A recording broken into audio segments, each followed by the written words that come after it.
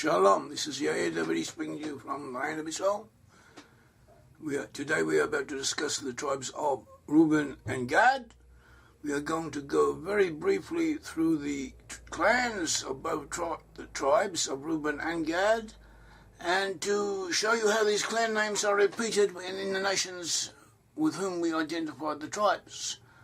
The tribes of Reuben and Gad in biblical times were east of the Jordan. They, together with the half-tribe of Manasseh, occupied the regions east of the Jordan River. Reuben was the son of Leah, of Jacob and Leah, whereas Gad was the son of Jacob and Zilpah, the handmaiden of Leah. Even so, in effect, we find that Gad was, if anything, more dominant than Reuben. We are going to use this book, The Tribes, this book of ours, The Tribes, as a guideline for our talk. And this book, The Tribes, goes through the different tribes of Israel and also lists the clan names of the tribes of Israel. The clan names in the Bible are to be found in the book of Numbers, chapter 26, and also in the book of Genesis, chapter 46. There you will find 70 clan names of the different tribes. You had 12 tribes, but each tribe was divided up into subgroups. Altogether there were 70 souls, 70 major subgroups of family groups, clans, and from these clans developed in the course of time separate entities, sometimes whole nations or national groups, and these national groups converged. They moved to places in the west. As you know, the lost 10 tribes originated from the 12 tribes of Israel. They're actually 13 tribes of Israel. They're 13 tribes of Israel. Why? Because the tribe of Joseph was divided into two sections, Manasseh and Ephraim, which both Manasseh and Ephraim were considered as separate tribes in their own right. So altogether we have 13 tribes. Nevertheless, the Bible always listed tribes in such a way that there were 12 of them in order to maintain a quorum of 12. Out of these tribes, 10 of them set up their own kingdom. They separated, they departed, they left Judah, which was centered around Jerusalem, Judah and the temple. They set up their own kingdom in the north, and this kingdom was headed by Ephraim, and it was separate from the Jews of Judah in the south. This tribe, this separate kingdom, sometimes referred to as the kingdom of Israel, or as Samaria, or as Ephraim, or as Joseph. It has different names in the Bible. This separate kingdom was later conquered by the Assyrians, taken into exile, taken to different portions of the Assyrian Empire. Some of them were taken directly overseas to the west, others were taken to the north. And we have traced them and shown how wherever they went, they later moved westward. They converged in the west. They settled in western regions of Western Europe, and in those places they became dominant, or if not dominant, at least they were profoundly influential. They were distinctly interventional, they were numerous, and they imparted something of their Israelite tribal characteristics to the nation-states amongst which they dwelt, amongst which they lived, and where they are still to be found. We do not know what proportion exactly in these places is descent of Israel, but we understand it is significant. It could be a majority.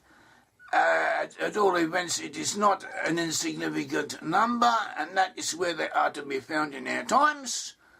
And our task is to show proof, to bring forward proof of this, and to tell people about it. Beyond that, the political implications, the ideological implications, the religious significance of this, these are questions that we are not involved with at present. We are involved with telling people where the lost 10 tribes are, and bringing proof concerning it, and researching it, and letting others know of the results of our researches. So the lost 10 tribes came to the west. They came to the west in different stages. There were different pathways of migration. As we said, some of them moved through the sea, through the Mediterranean Sea, up from the south to the north, some there reaching to the British Isles, which in Scandinavia and the western coastlands. Others went to the north, from the land of Israel to the north and to the east. They passed through the Caucasus Mountains and even further east, but still passing northward and then westward. And overland, in waves and waves of migration, they eventually reached Western Europe. And in Western Europe they converged together. We find the same elements from specific tribes recoalescing in specific areas, which shows divine providence working through these people. So one of the tribal groups that we identify, that we locate, are that associated with the tribe of Reuben. Or Reuben gave his name to the Ribuari Franks. Reuben, together with Gad, in the land of Israel, had occupied that area east of the Jordan River. They moved together to some degree, and historically they are to be found. Descendants of the two tribes are to be found together at certain stages. Reuben, we find, gave rise to tribal groups that predominated in France, what is now France, and in the Frankish people, also the Celtic peoples of Gaul. Before the Franks came there, elements for Reuben were to be found. And in addition to that, we find Reuben elsewhere, but mainly in France. That is where Reuben gave expression to himself.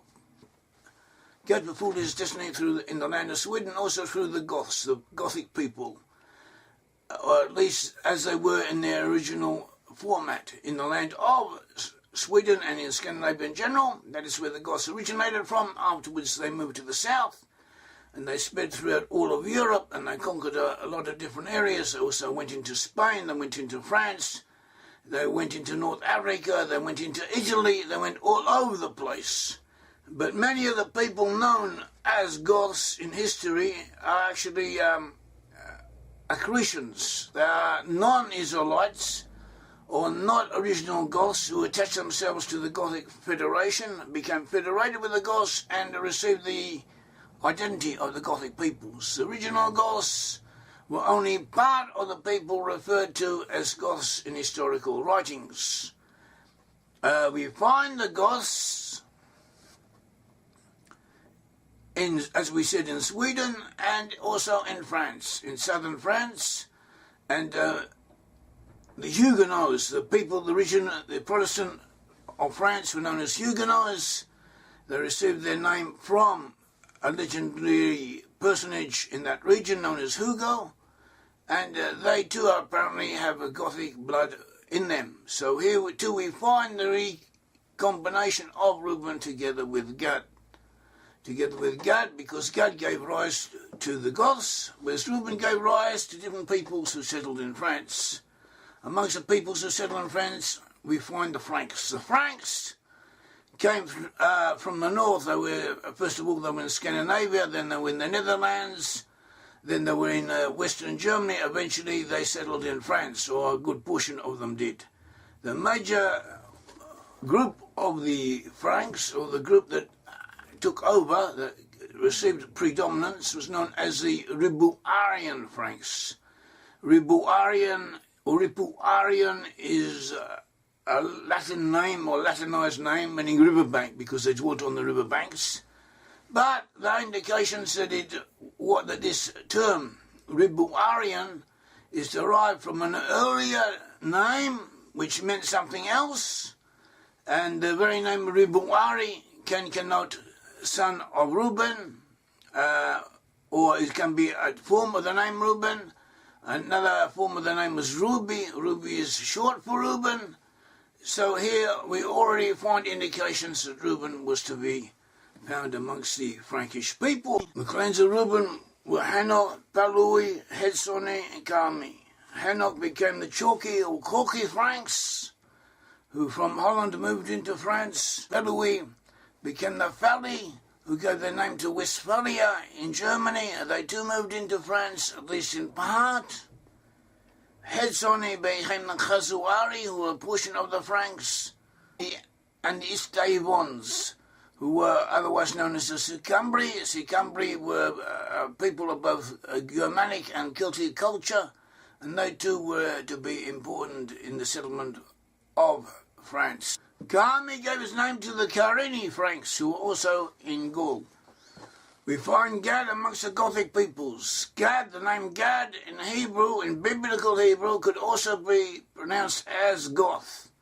The O, or the A sound in Gad is actually a Hebrew vowel point, which in some areas, amongst some dialects of Hebrew, is pronounced as O, and the Dalet could also be pronounced as Tha. That is, instead of Gad, we could also find Goth as another way of pronouncing the same name. And also in the history of the Goths, we find place names where sometimes the form Gad or God is used for the Goths. The Goths themselves interchange the names Goth and Gad in their migrations, and this is one way of tracing the presence of Goths in a certain area through names but containing the root Gad.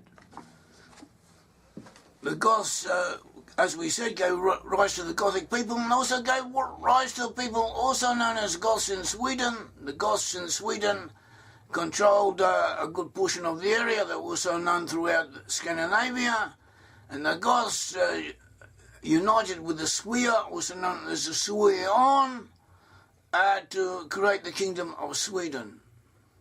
The name Sueon or Swea is another form of the same name, is similar to Sueon, which it was one of the sons of Gad. Another son of Gad was Ziphion, who may have given his name to the Five Valley, who were a group who were allied with the Goths. Also in Hebrew, one form of this name, Ziphion, could be understood to denote the northern region, to denote north. Another name for north was small, and we find small amongst the being a prominent element amongst the people who formed the Kingdom of Sweden, the Smålians. We still have Småland in our time. Hagi, the son of Gad, gave rise to the Korki and to the Huguenots, whose Protestant religion was accepted by a portion of the people in southern France. There were apparently ethnic affiliations associated with members of this religion, and they had their own characteristics. They contributed a great deal to human civilization, to Western civilization, far beyond their numbers. And in the Second World War, during the Holocaust and the persecution of the Jews, they were very prominent and very helpful towards the Jewish people. A large number of Jewish people were saved by the Huguenots in southern France. We trace the Huguenots to the Gorky, a son of Gad, who spawned another son of Gad who gave rise to the Bastonnais, who settled in France. We also find Osni, a son of Gad, who gave his right name to Osnabrück in Germany, but most of his descendants either moved out of Germany into France or into Sweden. There were, incidentally, as we have said several times, were Israelites who did settle in Germany, especially in Western Germany, but all over. But they mainly moved out in the 1700s and 1800s and the Great Migrations going to North America and other places. We have shown this, we have proven that the studies have been done, showing that those who moved out of Germany in that time were different from those who stayed behind. They're different physically and socially and in their ideology and their value system. Also different in their attitude towards the Jews. They were, if anything, favourable to the Jews, whereas those who stayed behind were anti-Semitic, to at least relatively speaking.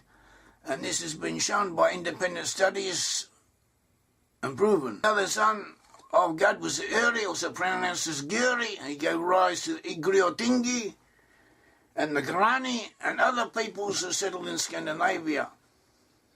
We also had the Arodi. Arodi was a son of Gad.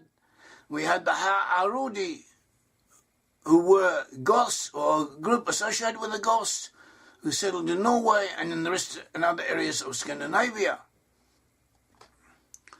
In addition, we had the Ha-Areli, or Heruli. The Heruli were and also a Gothic group, or a group associated with the Goths, and also found in Scandinavia. And they are derived from the Ha-Areli. They were a clan of Gad, So we have these very same names repeated and also found in significant areas and playing an important role in history and having a formative influence on the creation of the Swedish entity. The Guni and the Gulgarini amongst Gad, and they too gave their names to different specific entities. May the Lord God of Israel bless you. Thank you.